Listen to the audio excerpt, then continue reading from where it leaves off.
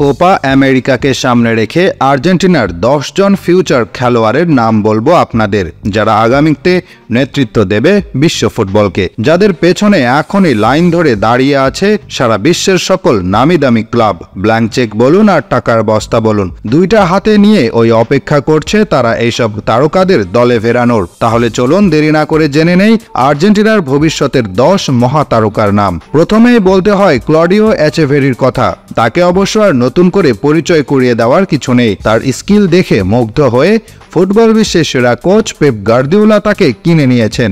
Man সিটির হয়ে খেলবে এই তারকা। একজন অ্যাটাকিং মিডফিল্ডার, তাকে তুলনা করা হয় নেক্সট মেসি হিসেবে। 2 নম্বরে আছেন আলেহান্দ্রো গার্নাচো।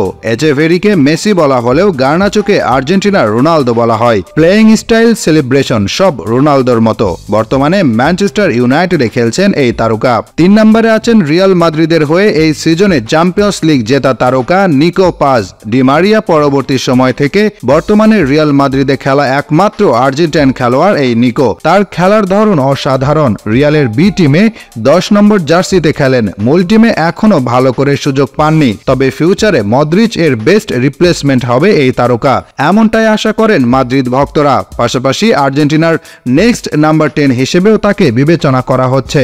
নাম্বার 4-এ থাকবেন মাতিয়াস সৌলি, যিনি বর্তমানে জুভেন্টাসের রাইট উইংয়ে খেলেন। এই আর্জেন্টাইনকে ভবিষ্যতের ডি মারিয়া বলা হয়। চিন্তা করে দেখুন তাহলে আর্জেন্টিনার ফুটবলের ভবিষ্যৎ কেমন হতে যাচ্ছে। তাদের দলে আছে ভবিষ্যৎ মেসি, আছেন ভবিষ্যৎ রোনালদো, আছেন ভবিষ্যৎ ডি মারিয়া। তাহলে আর কিসের অপেক্ষা? 5 নম্বরে থাকবে ফ্রাঙ্কো মাস্তানতুনো। 15 বছর বয়সের এই ওয়ান্ডার কিডস এত অসাধারণ খেলেন যে তাকে নেওয়ার জন্য Real Madrid, man city, Barcelona তোড়জোড় শুরু করেছে। তবে শেষ পর্যন্ত কোন দলে যাবেন এই তারকা তা নিয়ে এখনো চলছে জল্পনা কল্পনা।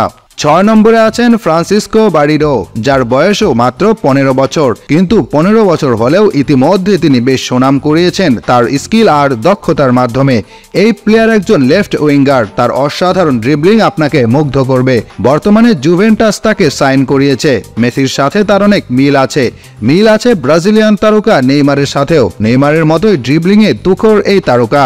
7 নম্বরে আছেন থিয়াগো আলমাডা। আর্জেন্টিনা তাদের ইতিহাসে বেশ কয়েকজন খ্যাতিমান খেলোয়াড় পেয়েছে।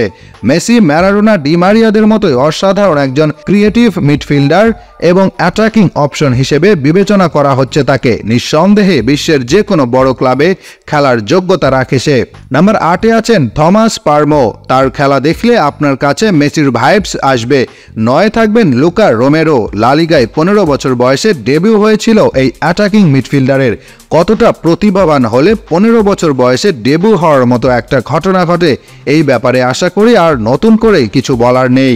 10 নম্বরে থাকবেন অগাস্টিন রোবার্তো, যিনি আন্ডার 17 ওয়ার্ল্ড কাপে গোল্ডেন বুট জয়ী অসাধারণ একজন স্ট্রাইকার। তাকে দলে পেতে ইতিমধ্যে শুরু হয়েছে তোড়জোড়। অনেকে মনে করেন মেসি, ডি মারিয়াদের পরে আর্জেন্টিনা ফুটবলে হয়তো দুর্দিন চলে আসবে, কিন্তু এসব তারকা আশা দেখায় মেসি, ডি মারিয়া চলে গেলেও তাদের উত্তরসূরিরা আর্জেন্টিনার ইতিহাস এবং ঐতিহ্যকে ঠিকই টিকিয়ে রাখবে।